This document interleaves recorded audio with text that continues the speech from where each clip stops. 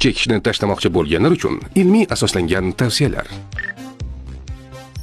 Sana belgilang. Chekishni tashlash uchun aniq kunni tanlash va yozib qo'yish oyni tayyorlaydi. Tadqiqotlar ko'rsatishicha, tayyorgarlik davri tashlashda muvaffaqiyat ehtimolini oshiradi. Birdaniga tashlash samaraliroq. Ilmiy izlanishlarga ko'ra, ko'pchilik ko'chlarda asta-sekin kamaytirishdan ko'ra, bir yo'la tashlash muvaffaqiyat foizini oshiradi. Qulay sharoit yarating. Stress chekish istagini kuchaytiradi. Shuning uchun ta'til yoki uyda tinch muhitda boshlash tavsiya etiladi. Oldindan sigaret zaxira qilmang. Chekish odati ko'pincha qo'l ostida mavjud bo'lish bilan bog'liq. Sigaretni bloklab olish istakni yengillashtirishni qiyinlashtiradi.